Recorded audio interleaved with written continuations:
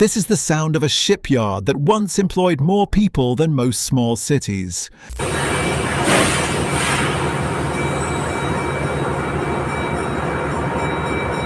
At its peak, this single yard built 6 aircraft carriers in one war, launched the largest ship in the world 4 separate times, and put a third of the working men in an entire city on its payroll. 35,000 people walked through these gates every morning.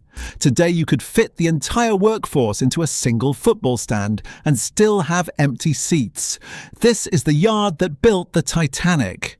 And this is the story of how it went from the beating industrial heart of a nation to a company that has collapsed into administration twice in 5 years, before an unlikely buyer from Spain showed up to try something nobody expected, bringing it back.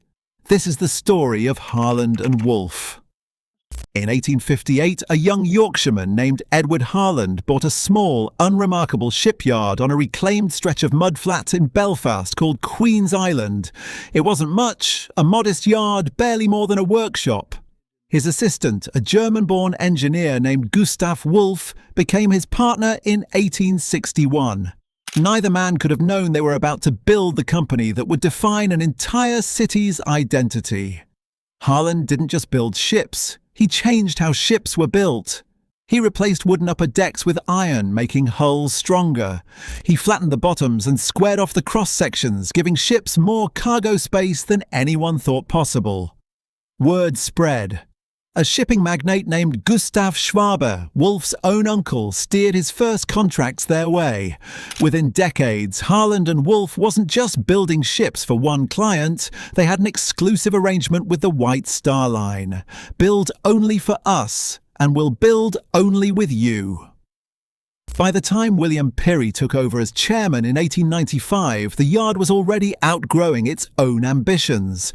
And when Pirrie and White Star's Bruce Ismay sat down over dinner one evening around 1907 and sketched out a plan to build the largest, most luxurious ocean liners the world had ever seen, Harland and Wolff didn't just accept the commission.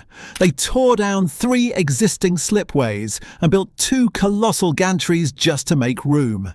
This was a company that didn't wait for the future. It built the infrastructure to force it into existence. What happened next turned Queen's Island into one of the most extraordinary industrial sites on Earth. RMS Olympic launched in 1910.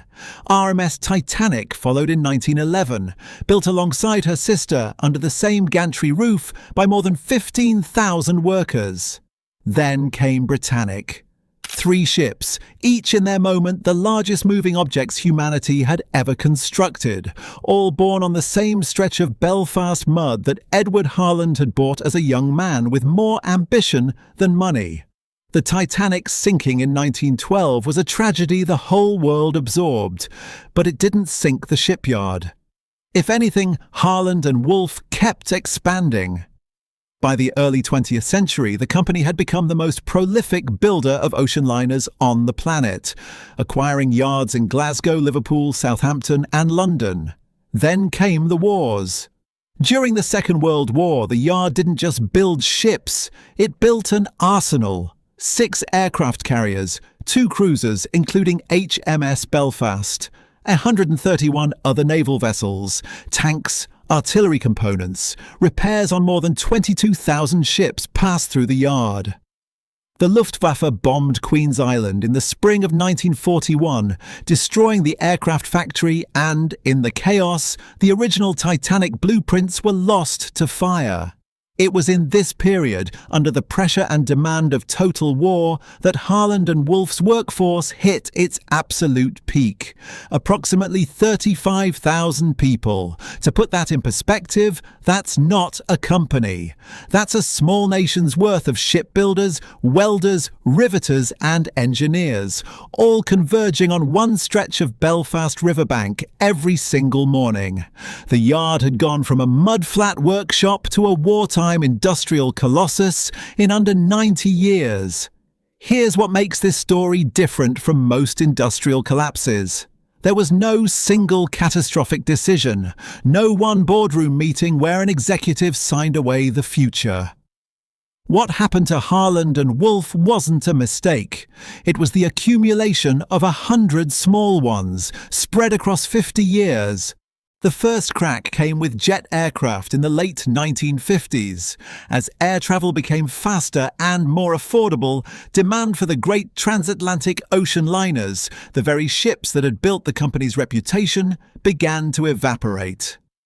The last conventional liner Harland and Wolff built was the SS Canberra in 1960. Meanwhile, Japanese shipyards, rebuilding after the war with modern facilities and lower costs, began outcompeting British yards on price and speed. Rather than adapt decisively, the British government chose to prop the industry up. In 1975, with the yard's workforce already down to around 10,000, the government nationalised Harland and Wolff. But nationalisation wasn't really an industrial strategy. It was, in large part, a political one.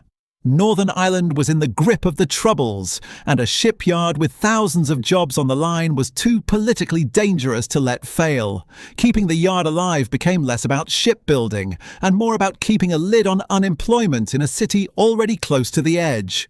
Through the 1980s, the cuts came anyway, just slowly, deliberately, almost invisibly.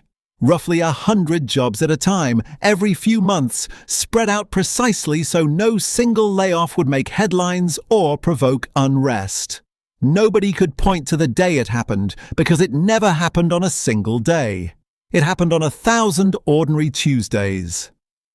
By 1989, when a management and employee buyout backed by Norwegian shipping magnate Fred Olsen took the company back into private hands, the workforce that had once numbered 35,000 had fallen to around 3,000, a tenth of its wartime peak, and the company was no longer being outcompeted so much as it was gradually running out of reasons for governments and buyers to keep believing in it. The final act of decline didn't arrive as a single dramatic ending. It arrived in installments, decades apart, each one smaller than the last. Shipbuilding at Belfast stopped altogether in 2003, when the yard delivered its final vessel, the MV Anvil Point. The company pivoted to ship repair and offshore fabrication, wind turbine components, oil platform maintenance, technical work, but nothing that required a workforce measured in the tens of thousands. In August 2019, the company's Norwegian parent collapsed financially, and Harland and Wolff went into administration for the first time. 130 remaining workers occupied the yard in protest, demanding nationalisation. They didn't get it. Instead, an energy firm called Infrastrata bought the shipyard's assets for a fraction of what the land alone was worth.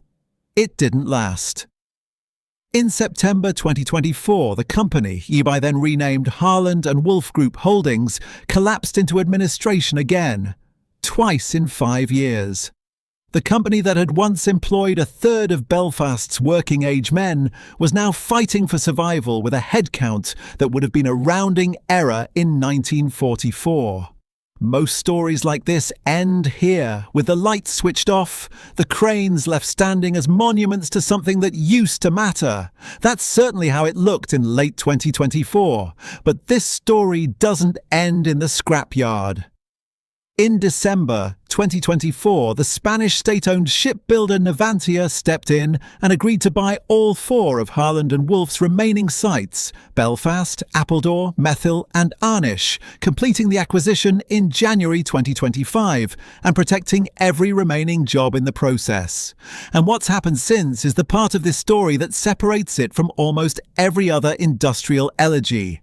Navantia didn't just keep the lights on. It started investing. Over £115 million committed to modernisation. New heavy-lifting cranes, robotic plasma cutting systems, a new panel line in Belfast engineered to make the yard one of the most advanced shipbuilding facilities in Europe. The workforce, which had shrunk to a shadow of its historic self, is growing again, past 1,100 people, with a fifth of them apprentices, and a stated goal of reaching 2,000 by 2030. It's not 35,000. It may never be 35,000 again. The world doesn't need that kind of shipyard anymore. But for the first time in half a century, the number at Harland and Wolff is moving in the right direction. Edward Harland bought a stretch of mudflat and built the future onto it by force of will. His yard built the largest moving objects on Earth, armed a nation at war, and then spent 50 years fading so slowly that nobody could ever point to the moment it went wrong. And now, on the same ground where the keel of the Titanic was first laid in 1909, a new generation of apprentices is being trained on equipment their great-grandfathers could never have imagined.